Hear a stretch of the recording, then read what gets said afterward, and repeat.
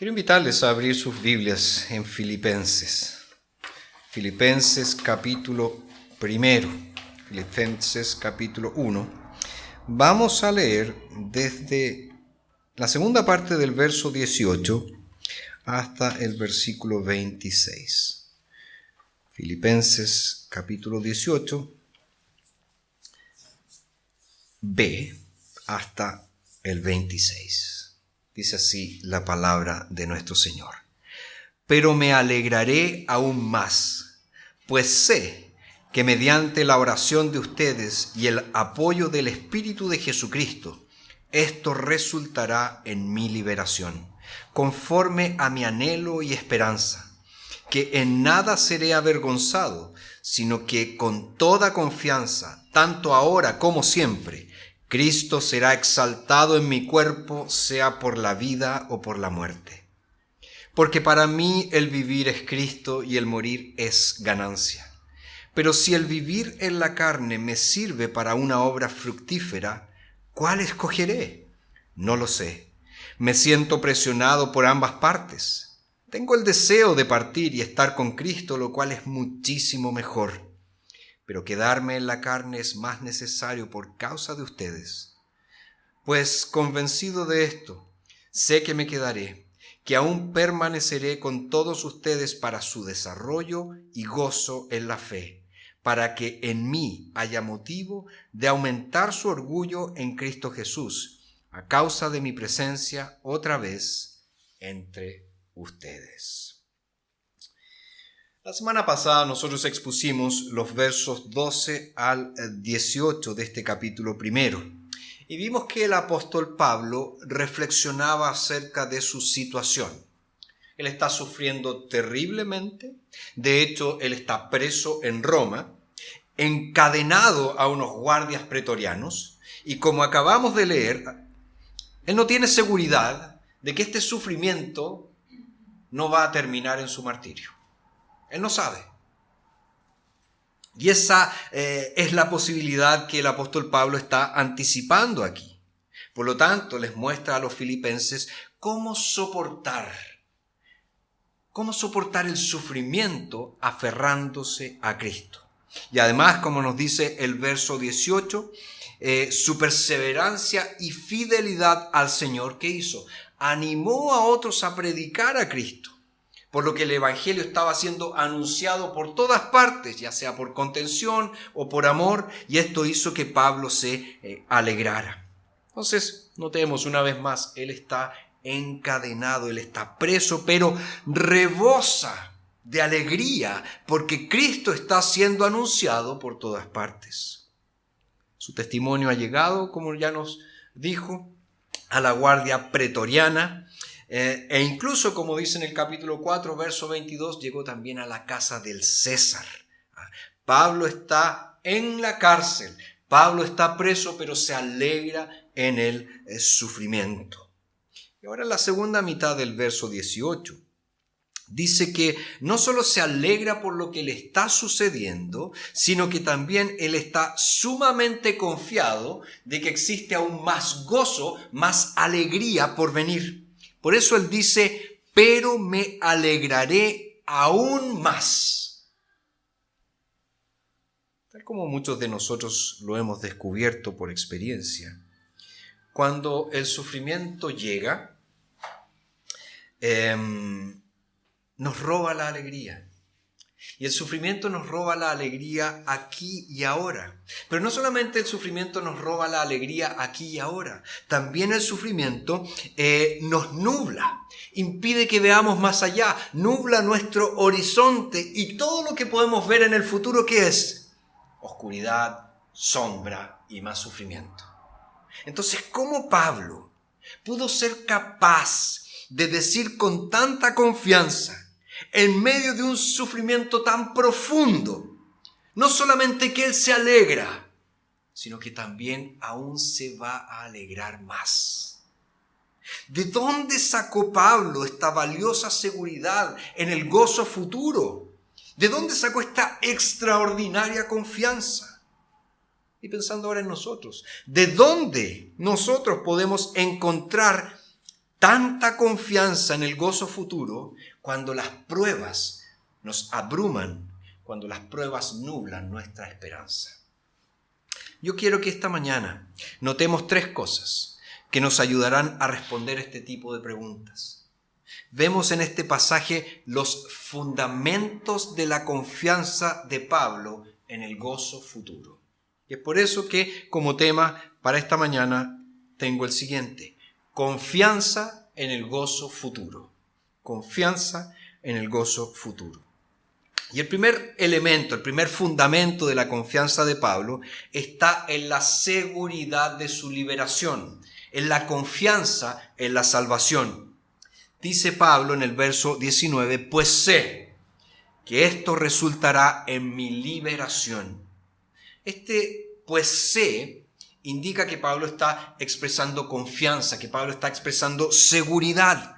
No es que él tenga una idea vaga, una idea incierta de lo que puede suceder, sino que él tiene una firme certeza, una firme seguridad. Pablo está seguro de que todo lo que ha sucedido, su encarcelamiento, sus sufrimientos van a terminar ¿en qué? En su liberación. Tiene una sincera expectativa, como dice el verso 20, en que en nada seré avergonzado. Nosotros podríamos leer estas palabras como una referencia a su liberación de la cárcel y de que él no va a enfrentar la vergüenza de una sentencia condenatoria a manos del sistema judicial romano. Pero como el mismo pasaje deja claro de inmediato, no es esa la confianza que tiene el apóstol Pablo. El apóstol no está completamente seguro si él va a escapar o no del martirio. Entonces, ¿qué quiere decir Pablo cuando señala esto resultará en mi liberación? Bueno, a mí me parece que la liberación que el apóstol Pablo tiene en mente es de naturaleza espiritual. Se refiere a su liberación eterna, es decir, su liberación final. Él está diciendo que sus cadenas, su sufrimiento, por la providencia de Dios, se convertirán en instrumentos que producirán en él una liberación final, una liberación gloriosa. Notemos además la importancia que tienen para Pablo en este contexto las oraciones del pueblo de Dios. Hay 2 grandes instrumentos, dice Pablo, que resultarán en su liberación. Un instrumento es inmediato, la realidad de su juicio personal, lo que va a pasar con él. Y hay otro que es más distante, que tiene que ver con la vida de la iglesia. ¿Qué quiere decir esto?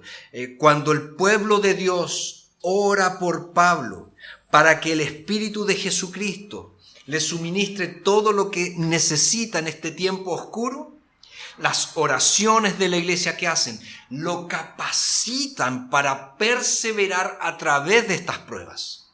O sea, sus pruebas son bendiciones cuando en medio de esas pruebas se le otorga el Espíritu a Pablo en respuesta a las oraciones de la iglesia. Fíjense, yo no creo que sea posible encontrar en ninguna otra parte de la Biblia una declaración más potente que esta acerca del papel instrumental que tiene la vida de oración de la iglesia local para reunir y equipar al pueblo de Dios para la vida aquí y ahora y también para la perseverancia hasta el final. Pablo está diciendo que esto resultará en su liberación a través de las oraciones de la iglesia. Es decir, cuando el pueblo de Dios ora, grandes cosas suceden en la vida de Pablo. Un comentarista llamado Moisés Silva, él dice lo siguiente: el punto a destacar aquí es que incluso el crecimiento personal de Pablo, su santificación, no ocurre aislado del apoyo de la iglesia.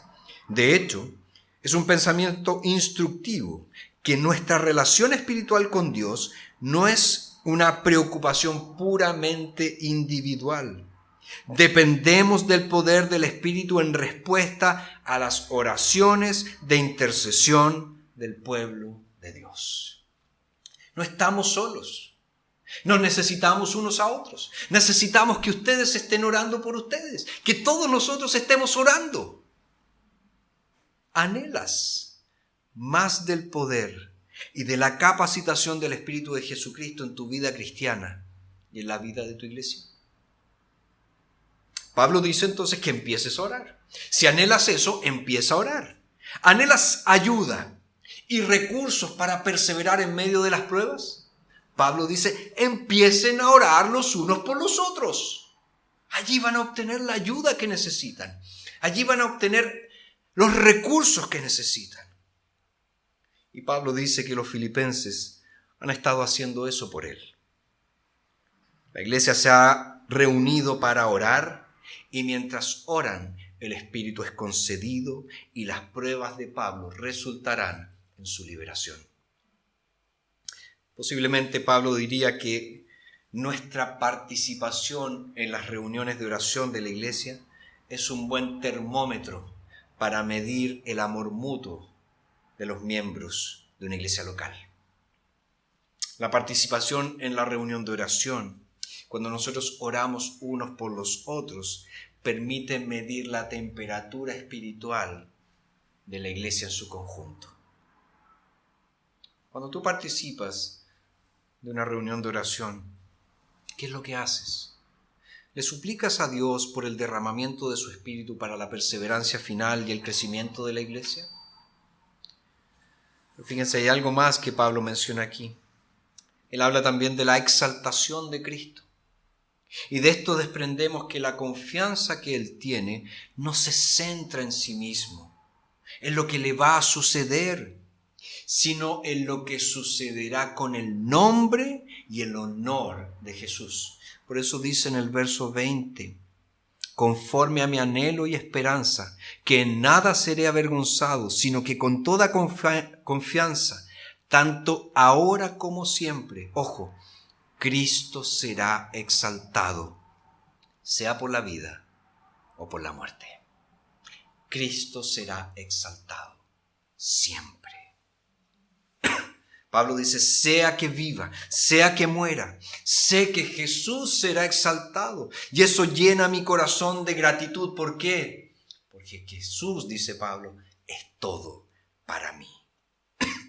Pablo dice que Jesús será exaltado, será magnificado.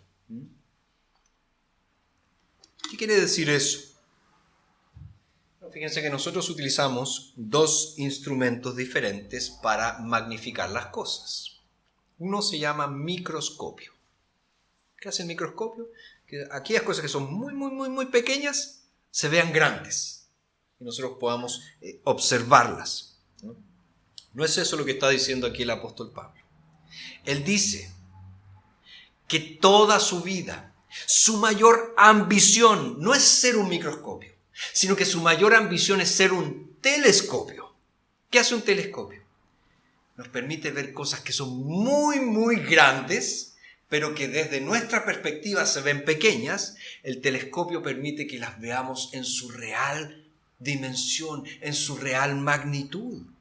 Entonces, Pablo está diciendo que él quiere mostrar a Cristo, que es grande, que es glorioso, que es magnífico en sus reales dimensiones. Por eso él quiere ser un telescopio, no un microscopio, porque Cristo no es pequeño. Cristo no es una cosa ínfima. Cristo es gigante, Cristo es glorioso, Cristo es majestuoso. Y él quiere que su vida exprese cuán grande es Jesús. Eso es lo que significa magnificar a Jesús. Es mostrar a Jesús como Él es realmente. Y Pablo dice, solo vivo para dar a conocer a Cristo, para magnificarlo, para mostrarlo como realmente es, en toda su gloria, en toda su belleza, en toda su gracia, en toda su excelencia, en todo su valor. ¿Vives para eso? ¿O tú vives para tu trabajo? ¿Vives para tus proyectos? ¿Vives para tus sueños? ¿Vives para exaltar a Cristo? ¿Vives para glorificar a Cristo? ¿Vives para hacer el nombre de Cristo grande y glorioso? Entonces vemos en primer lugar la confianza en la salvación que nos manifiesta aquí Pablo. Pero en segundo lugar, Pablo nos habla de la confianza en la vida y en la muerte. Verso 21 dice, porque para mí el vivir es Cristo y el morir es ganancia. Fíjense aquí la sorprendente lógica de la ecuación de una vida centrada en Cristo, que es lo que Pablo presenta. Hay una extraordinaria lógica santa aquí. Pablo dice, para mí el vivir es Cristo y el morir es ganancia. Son palabras súper famosas, ¿verdad? Todos hemos escuchado alguna vez este versículo, lo hemos repetido, lo tenemos acá en la cabeza.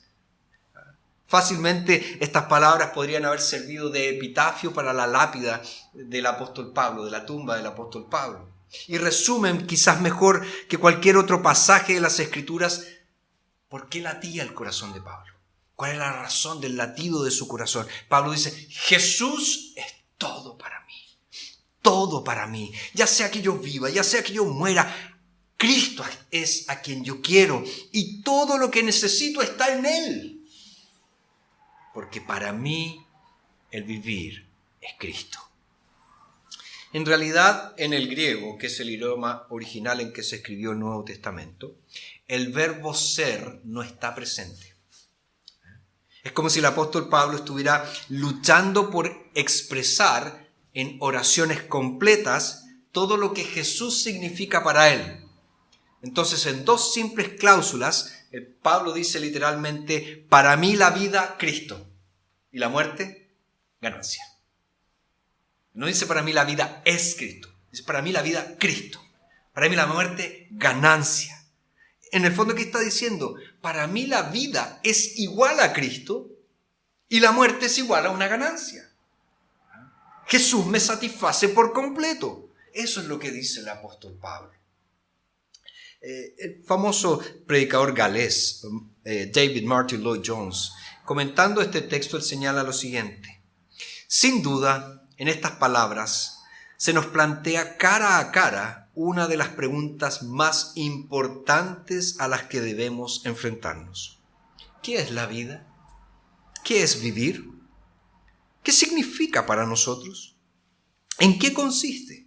¿Acaso no es una de las mayores tragedias de la vida, por no decir la más grande de todas, el que en medio de todas nuestras preocupaciones, de toda nuestra actividad intelectual, de todos nuestros debates, los hombres y las mujeres nunca se preocupan de enfrentar lo primero y más obvio de todos, es decir, la vida y el vivir? Esta no es solo una cuestión de suma importancia en sí misma, sino que querría ir más allá y señalar que nos encontramos cara a cara con la prueba más profunda a la que se puede enfrentar nuestra profesión de fe cristiana. Porque, por supuesto, son unas palabras más o menos carentes de significado para alguien que no es cristiano.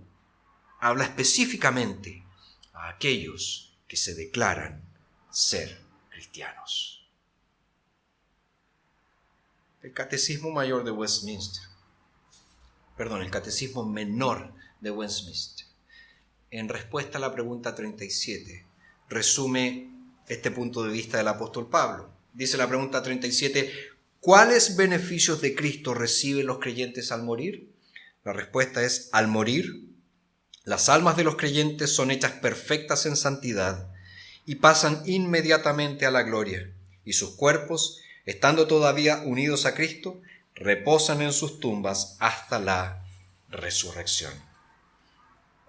Un día, nuestros cuerpos serán perfeccionados y resucitados, imperecederos, y serán reunidos con nuestras almas para morar en la nueva creación.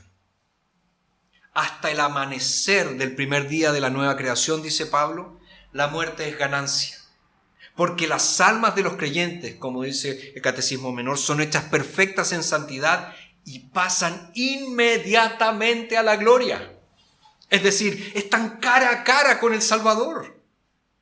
O sea, cuando cierras los ojos del sueño de la muerte, los abres inmediatamente y ves a ¿quién? Ves a Jesús, ves el rostro del Salvador que murió por ti. Jesús le dijo al ladrón crucificado a su lado, hoy estarás conmigo en el paraíso. Hoy, no mañana, no en un mes más, no después de no sé cuántos años. Hoy estarás conmigo en el paraíso. La muerte es ganancia, dice Pablo, porque tendré una comunión ininterrumpida con Cristo. Él es todo para mí en la vida, y en la muerte no habrá nada que estorbe mi comunión con Él. No hay pecado que se interponga entre mi Redentor y yo. Para siempre estaré con Él, que es mucho mejor. Por eso la muerte es ganancia. Cristo es todo para ti. La vida para ti es Cristo. ¿Es Cristo suficiente para ti? ¿O piensas que siempre debe haber algo más? Si tienes otra cosa que te satisface más que Cristo, déjame decirte algo. Tienes que abandonarlo. Tienes que abandonarlo. Porque si hay algo que te satisface más que Cristo, ese algo es un ídolo, un rival que lucha por tener tu corazón. Y tienes que aplastarlo, tienes que derribarlo, tienes que destruirlo. ¿Para qué? Para tener solamente a Cristo como el Señor y el Salvador de tu vida. Porque Jesús no va a aceptar rivales por tu corazón. Tampoco podemos recurrir a nadie más. Porque como nos dice el profeta Jeremías, todos los demás son como cisternas rotas que no retienen agua. Te van a dejar hambriento, te van a dejar sediento al final. Jesús es el único que suministra las fuentes de agua viva. Y todos los que acuden a Jesús, todos los que beben de Jesús, nunca, jamás volverán a tener sed. Serán plenamente satisfechos. Algunos de ustedes seguramente han estado bebiendo en cisternas rotas durante mucho tiempo. Han seguido las falsas satisfacciones del mundo. Y parece que estas falsas satisfacciones del mundo satisfacen tu apetito por un tiempo. Pero ¿qué pasa al final? Te dejan hambriento y sediento. Tú fuiste creado para la plena satisfacción. Pero tu satisfacción solo se puede encontrar en una fuente infinita. Y esa fuente infinita es Jesucristo. Nadie más. Por eso necesitas a Jesús. Lo necesitas a Él. Vuélvete a Él. Pablo dice, para mí el vivir es Cristo y el morir es ganancia. Te pregunto, ¿puedes decir lo mismo? Puedes decir exactamente lo mismo. Para mí vivir es Cristo y la muerte es ganancia. Fíjense, si creemos en eso, podemos enfrentar lo peor. ¿Por qué? Porque Jesús será suficiente. Si has podido vivir diciendo, para mí la vida es Cristo, vas a morir diciendo, la muerte es ganancia. La muerte es ganancia. Vemos entonces Pablo hablándonos de la confianza en la salvación, de la confianza en la vida y en la muerte. Él termina presentándonos la confianza en la honra final de Cristo. Pablo sabe que Cristo finalmente recibirá toda la gloria y la honra. Y Pablo habla en esta última parte del pasaje como si la elección de su vida o muerte dependiera enteramente en él. Fíjense, verso 22 dice, pero si el vivir en la carne me sirve para una obra fructífera, ¿cuál escogeré? No lo sé.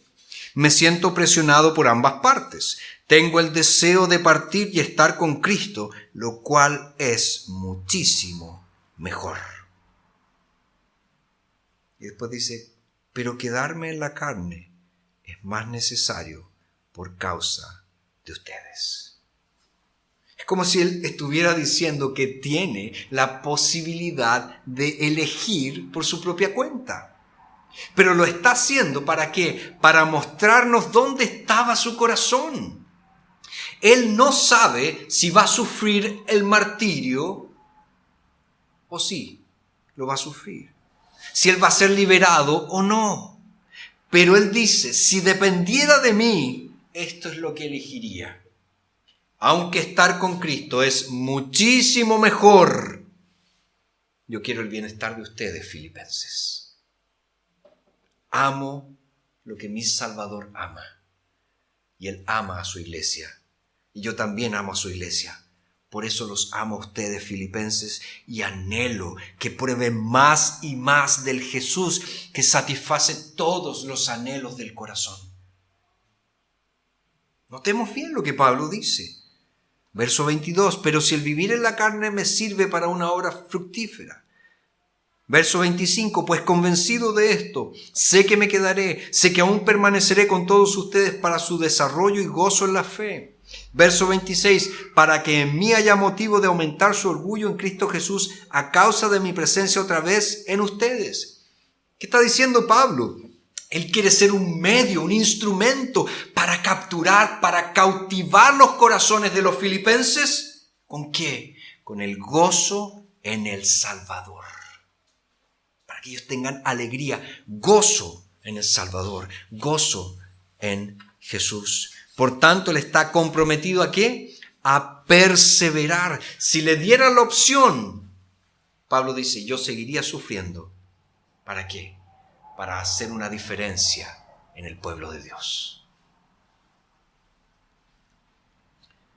Cuando Jesús es el todo en todos, cuando tu anhelo más profundo y tu mayor ambición es la gloria de Jesús y no la tuya, soportarás cualquier cosa para que se difunda su fama, para que se proclame su honor. Y nada encenderá más tu gozo como el ver al pueblo de Dios, a la iglesia del Señor, alegrándose y descansando en Cristo junto a ti. No hay nada más maravilloso que eso. No hay nada más precioso que eso. Fíjense, una alegría compartida es una alegría doble o una alegría duplicada. Pablo puede decir, me alegraré tanto si vivo como si muero.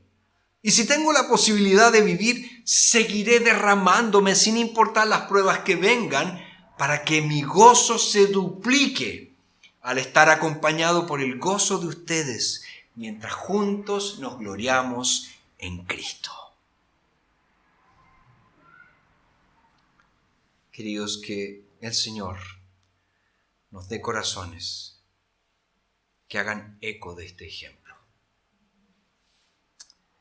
para que todos nosotros, así como lo fue para Pablo, Cristo sea el todo. Cristo sea el todo. Oremos.